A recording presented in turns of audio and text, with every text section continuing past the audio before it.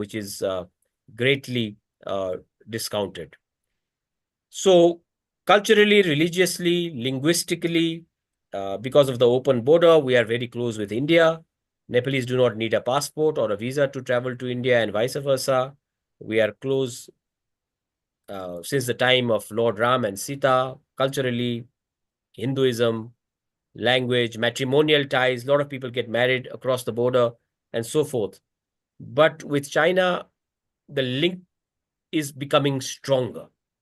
They may not be close to us religiously. Religion is banned in China.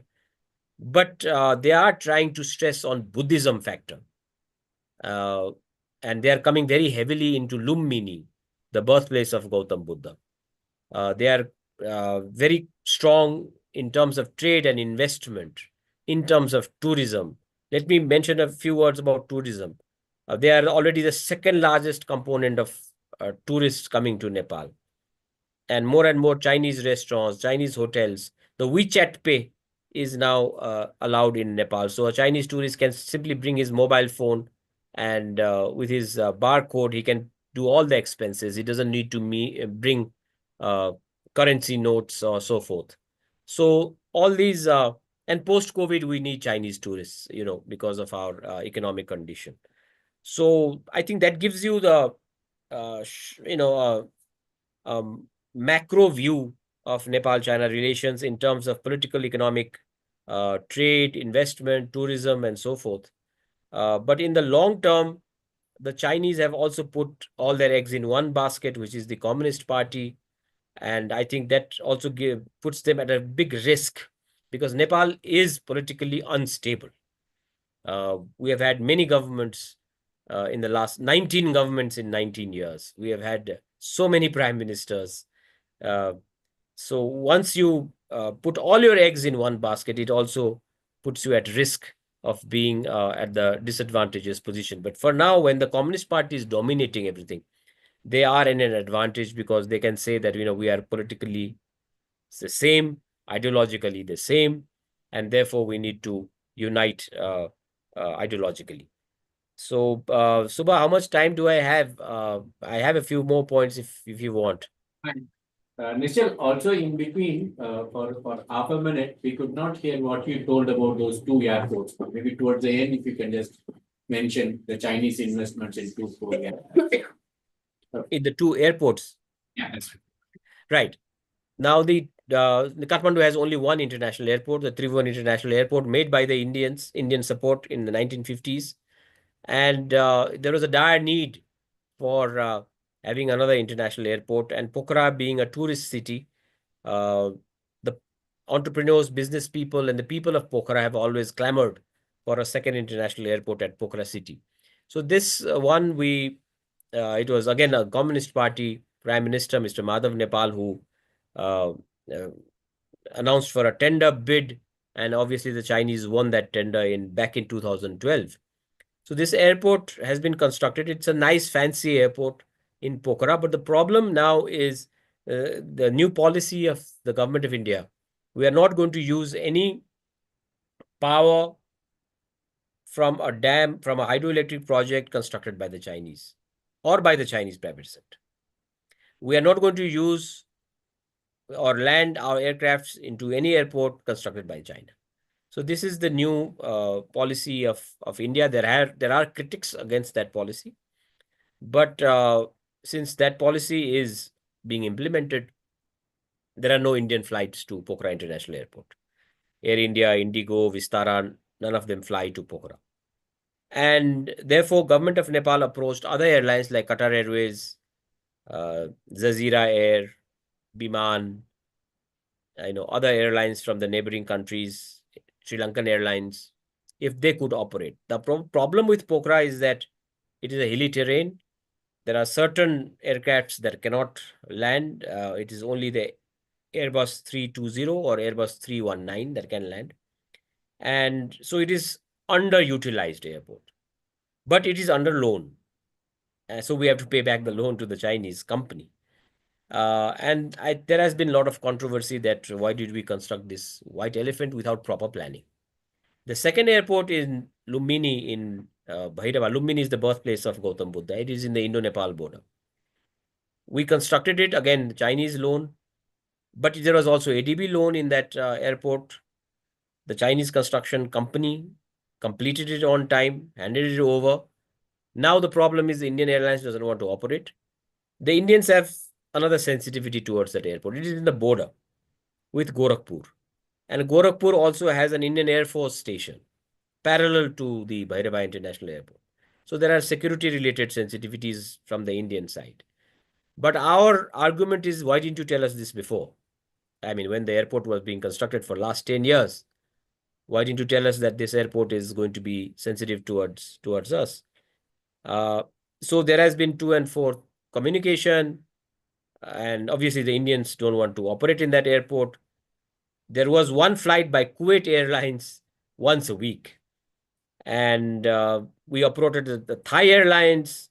Thai Lion flight landed through commercial airlines, some few flights, and it said that it is not going to be profitable. There are no passengers, etc. So another white elephant, Bhairava International Airport. Now, how are we going to pay back the loan? So these two airports are good case studies. They may not become Hambantota port, but they are going to be sore point on with Nepal and China, because the Chinese will insist eventually that you have to pay back the loan. Business planning assessment had to be done before by the Nepalese side, not by the Chinese side. They were only constructing it. So it was our fault of not having properly planned those two airports, and where was the business planning. So ultimately, but there are also other fears. If these two airports are not going to be operational, and if they are going to be white elephants for the next 1 or 2 years, and if you are unable to pay back the loan, there could be a possibility that the Chinese will say that you hand over the management of the two airports to us. Since you are unable to pay back the loan, no international flight lands on those two airports, hand it over to us and we'll make it operational. Now, this is going to be a danger for India, because already last week, they call it, a completely booked flight from Kunming and Chengdu landed in Pokhara International Airport. It was a commercial flight, but it was full of businessmen, totally booked, landed in Pokhara International Airport. They were all very affluent, rich businessmen from Kunming. They went around Pokhara city and went back. So if we are unable to make profit from those two airports, there could be a possibility that these aircrafts from China could come to these airports and try to make them operational, only from Chinese aircraft, Chinese airlines. Then they will try to mention that, since you are unable to pay back the loan, then we'll do the management of the airports also. That will have a long-term security risk for India. So we see a lot of geopolitics at play, even in terms of infrastructure, even in terms of airports, even in terms of investment, tourism. So how Nepal is going to navigate through this is going to be rather difficult. Already the geopolitical situation is from bad to worse because of India-Pakistan tension. And on top of that, the China factor is going to further spoil the atmosphere of regional cooperation. Nepal is the current chair of SAARC. SAARC secretariat is in Kathmandu, but we are unable to play the role of a good chairperson of SAARC, because as a chairperson, one would expect that the chairperson would at least call upon the member states for peace and amity and regional cooperation in South Asia. At least the chairperson's duty is to hand over the baton to the next country in alphabetical rotation, but we are unable to do so. So in all this discussion, Subha, I feel that China is coming into South Asia in a big way. It has long-term planning. Number three, it has no problem in opening its coffers. It has a large pool of resources, not only financial resources, but also manpower, who are experts on South Asian language, South Asian culture and history. And they are training their manpower in a way that suits the 21st century challenges of South Asia. So I think we in South Asia also need to gear up in terms of China studies, in terms of China language, China culture, how to deal with the Chinese, etc. I am sure that you are doing that in your institute. This kind of platform also helps in equipping young generation with necessary knowledge and experience about China. Thank you so much. Thank you. Thank you. Thank you, Nichal, Dr. Nichal, for that note. We have around 30 minutes. We'll take a few questions. Can we have 2, 3 questions together, Nichal? Is it okay? Okay. Let's start with, just make a small note about which college you are from so that he knows, yeah? Good afternoon, sir. I'm Lakshmi from the Department of Political Science at Madras Christian College, Chennai. So, as you mentioned, I'm curious to know that you told us that more Nepali students are going to Chennai for their higher studies, especially South Asian studies, right? So, my question is that considering that China's world view often reflected in its maps and academic frameworks, what kind of implications that China have or does this have on Nepali students' perceptions of global order or regional dynamics? Do you think this academic exposure could subtly influence their geopolitical orientation or national narrative?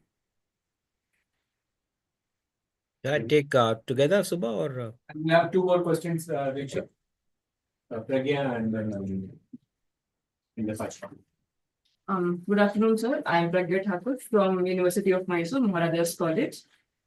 Sir, my question is, that you said in the first statement, like in the very beginning, that Nepal is trying not to get caught in the debt trap as Sri Lanka did.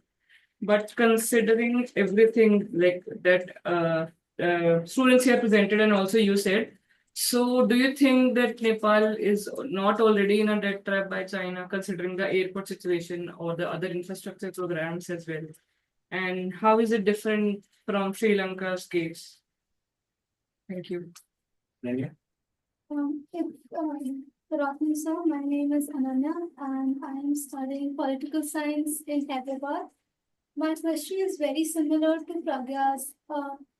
In I wanted to ask, how has Nepal been tackling the trade deficit between China and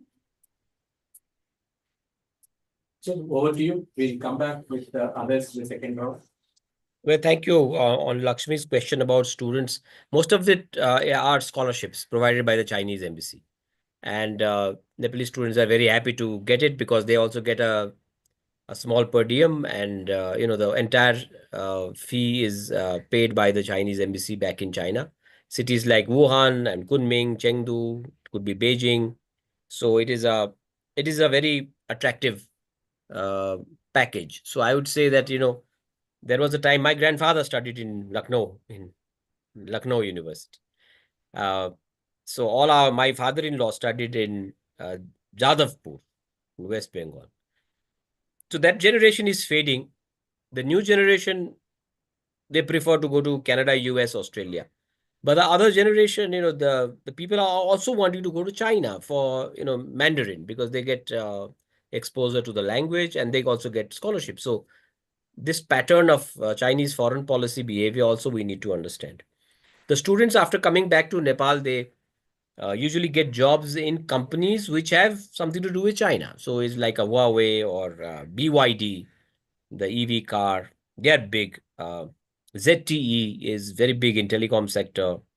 Um Huawei, ZTE. So these are big companies. The Chinese have many companies in Nepal. And since you also have a Chinese degree as well as Mandarin language proficiency, you tend to get jobs in Chinese companies. The Hongxi cement factory is also quite big. So, there are I see a lot of Nepalese students who have graduated from Chinese universities.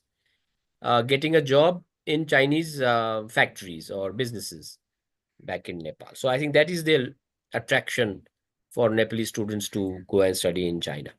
But let me tell you that this is third or fourth in preference of a student. First would obviously be United States and Australia. With Lakshmi's, no, Pragya's student question about debt trap and how different, also with Ananya's question that how are we different? Sri Lanka had a very big package. Uh, these two airports are much less in comparison to Sri Lanka's debt trap. So, firstly, I think you need to understand this. Secondly, we don't have a very big component of loan with China, except these two airports. Others are just road construction, highways, bridges, and so forth. So for now, I think we are safe. But if this is going to be the pattern, then it is not good for the Nepali economy because we will not be able to sustain. But with just two airports, during the last visit of Prime Minister KP Oli to China, from the think tank sector, we also suggested to request to the Chinese side, why don't you waive off this loan? So he actually made a request to his counterpart, please waive off the loan of the Pokhara International Airport. The Chinese did not budge an inch, so nothing came out of it. But Nepal did make a request to waive off entirely the Chinese. I would suspect that if politically we become very close, if the Communist Party keeps on ruling Nepal, and if the Chinese keep on insisting on Communist Party unity, which they have been insisting, the Chinese could actually waive it off. So it is some sort of another sort of a trap. It is not a debt trap, but it is ideological trap that we have already fallen into. So if there is a preferable government in Kathmandu, they may waive it off. If it is not, then they will keep on insisting that you pay back the loan. So it's one of those William Shakespeare stories about a merchant of Venice. So we have already fallen into that that trap. But in comparison to Sri Lanka, I really do not see the situation as of now. That we are not in such a dire situation as of now. Thank you. Remy? Good afternoon, sir. Thank you for the lovely intervention. I just had one question regarding the pro-monarchy protest that has been happening. So you very clearly mentioned the relation between CPC and the communist parties in Nepal. And noting that they are very close and that is the party that they support. But you also mentioned that during the monarchy time, China's grants to Nepal were some of the highest. I just want to know, what do you think? How does China see this pro-monarchy protest, and will they be supportive for such a government in Nepal? Soparno, and then Chandan and Yamini. Good afternoon, sir. I'm Shopanna Rohit from College University, South Asian Studies. So my first question is, as you spoke of the Bhairava International Airport, that India is not aligning or wanting to operate from that airport. But as you say that Chinese can be a threat if Nepal is unable to pay the loan. The Chinese might might claim the airport back. So that can be a threat to India. So in spite of knowing that Chinese can be a threat, why still till now India is aligning with Nepal? So that's my first question. And then you spoke that situations are such that the chairperson is in SARC's chairperson is in Kathmandu, but she is unable to call even a meeting. So isn't it important when the Chinese presence is so strong, reconsider SARC's integration, or is it not possible? Chandan? Good afternoon, sir. This is Chandan. I'm studying in University of Mysore. I just have a question, sir. With the rise of pro-monarchy protests in Nepal, there is any case of human rights violations or planned democide where there is a way where communist parties are dealing with it. So, is there any cases of that planned democide? Well, thank you so much. This There's is- a lot of interest on One more. Okay, question. one more. So it's actually quite similar to what Femi asked, but I have a question whether China is actually pragmatic on its ideology, or does it have a communist ideology on itself because it's keep on shifting on its ideology with Nepal? I did not get the last question. Come forward, come here and ask. So my question was similar to what Miss Femi asked, but I just have doubt whether China does it actually have a communist ideology, or is it very pragmatic on about it, keeping shifting upon the political parties? Right. Okay. Thank you so much. There's seems to be a lot of interest on. It's not only pro monarchy; it is also pro Hindu rally. That people want to re-establish the Hindu state, and all our neighboring states are ruled by the BJP at the moment. Uttar Pradesh, Uttarakhand, and even Bihar is a coalition. So there could be some semblance of some influence coming from the open border also. Another issue is that most young Nepalese have not seen any other leader than the three. So Prachanda, KP Oli, and Servador Dova. On top of them, they have not seen any political leader in their lifetime. So Generation Z, Generation Z, has not seen any other leader in Nepal other than the three. So it's a musical chair of opportunism that Nepali political parties have exercised till now since the year 2000. The past 25 years, they have seen very little, very few other people, other politicians in power. So they are frustrated. There is unemployment. People are wanting to go abroad. The youth, especially, are fed up with this kind of a musical chair of one person coming in and the other person going out, and the same person again coming back. So Prachanda has been prime minister 3 times. Mr. Deoba has become prime minister 5 times. Mr. Oli, this is his 4th time as prime minister. So the same people and octogenarians, let us not forget, they are also in their early 80s, late 70s. 2 of them are ill. So people are frustrated and they are not having any other alternative to these 3 oldies in power. And that could also have resulted into this pro-monarchy sentiment that we want to have some discipline in society. We want to have a Hindu state. And by the way, even during the Hindu state, Nepal was inherently secular. And now there are all these mosques that are coming up in the Indo-Nepal border. And India keeps on accusing that there are madrasas and mosques along the border, and it's a security risk for India, so forth. So it's a very deadly cocktail. I mean, people want to reinstate the monarchy. People want to go back to the Hindu state. The Communist Party is directly threatened by this kind of a rally and demonstration. So it wants to forcibly curb through brutal police action, any sort of agitation against the present Republican secular constitution.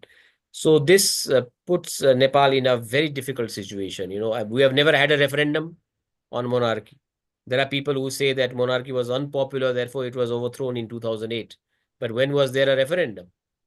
So there are people, including very senior people of the civil society, who have said, let's go for a referendum on Hindu state, on secularism, on federalism, on monarchy. Let the people decide.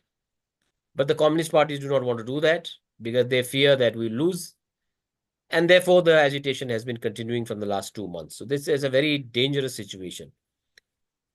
India has carefully put itself out of this political agitation. Government of India has not spoken anything on the arrests, on the demonstrations, on people being killed. Indian media has been thankfully very active because Indian media has been airing and publicizing this agitation to a larger extent. With the Communist Party and the Chinese, of course, the Chinese will not be happy to see a total collapse of the leftist forces in Nepali politics and the rise of Hindutva, rise of elements who are close to Hindu religion, because the Chinese do not know anything about Hindu religion. Religion is banned in China. At least they know a little bit about Buddhism, but not about Hinduism. So that puts them in a rather very delicate position. But as you rightly said, it could be their policy of utilizing whosoever is in power for their benefit. Like they worked with the monarchy in the previous time, they'll work with they are working with the communist parties who are in power right now. So it's very difficult to say how the Chinese are reacting to these pro-monarchy protests. They are nervous for sure, because it has something to do with very closely with RSS and BJP, very close with the Hindutva movement in India. Of course, that is not liked by the Chinese. But they also see this level of frustration among the youth in the social media. If you see the social media, it is finished. It's a regime that is collapsing, because the young people are not only inside Nepal, they are in Australia, Canada, United States. The Nepalese labor in Dubai goes to TikTok and goes to Instagram and starts shouting against these three leaders. What can you do? What can you really do? I mean, you can ban Instagram, but you cannot stop this Nepali labor who is working in Saudi Arabia and UAE and Qatar, and not only there, even in South Korea.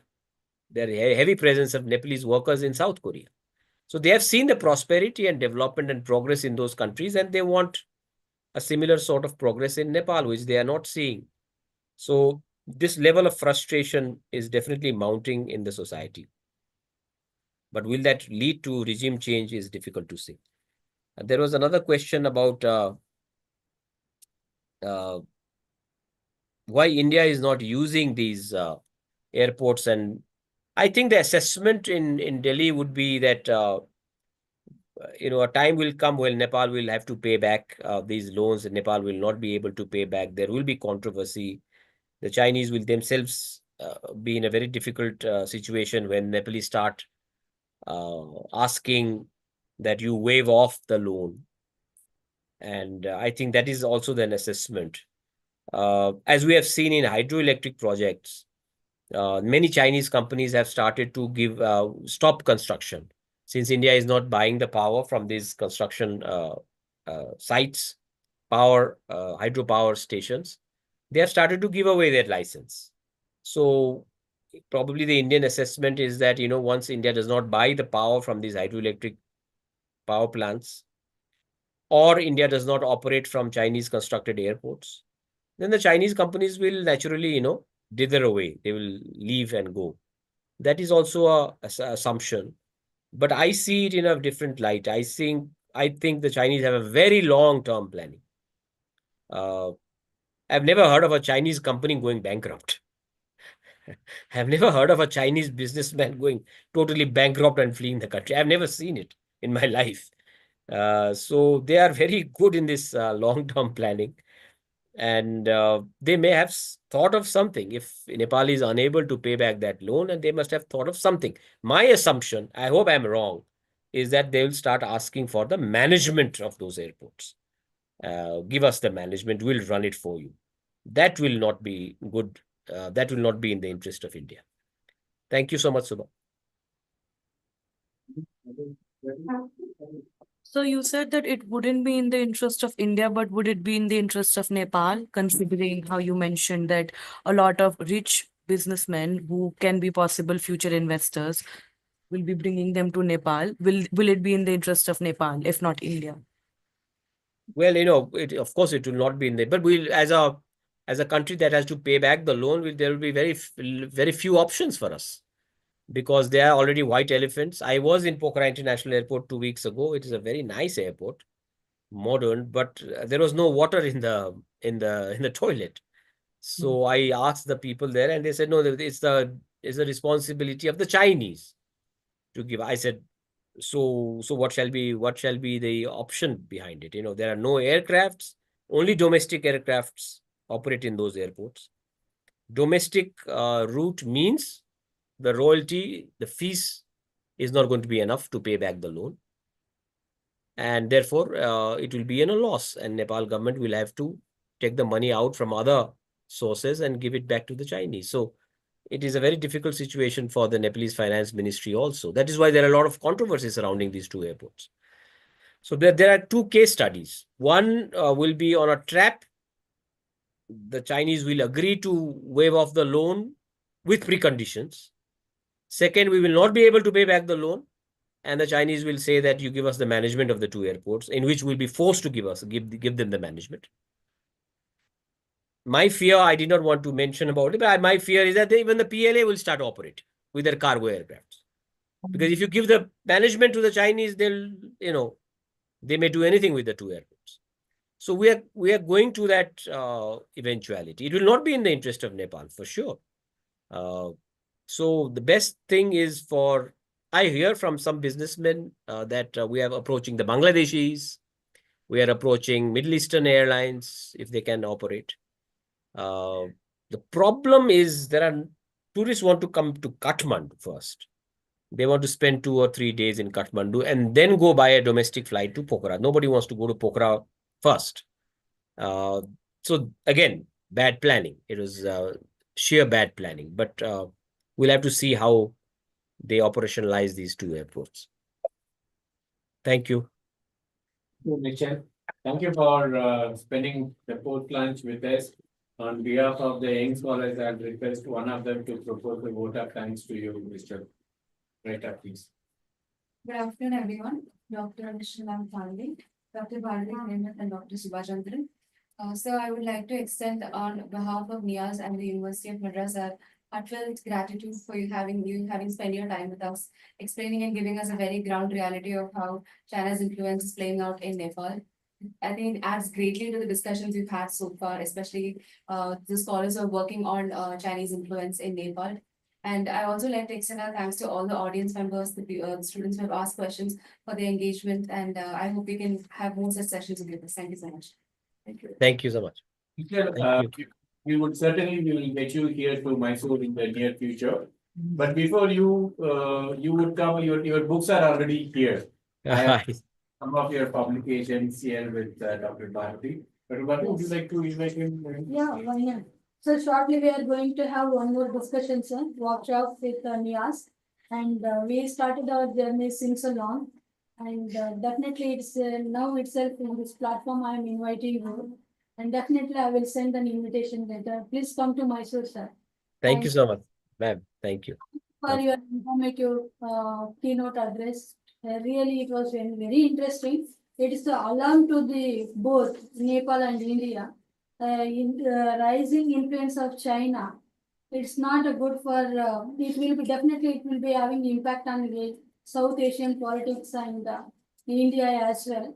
And we need to have many more discussions to explore the solutions for these issues. And otherwise, India and Nepal both will be in the danger position in future. Thank you, sir. Thank you. Thank you so much. Heartily welcome to you, sir. Please come Thank to you. my. Thank you, ma'am. Next time we will pack your baggage with Mysore Parks from here. Yeah, By the time you come, Thank you so much for this opportunity. Thank you, everybody. we'll bring this session to an end. Thank you.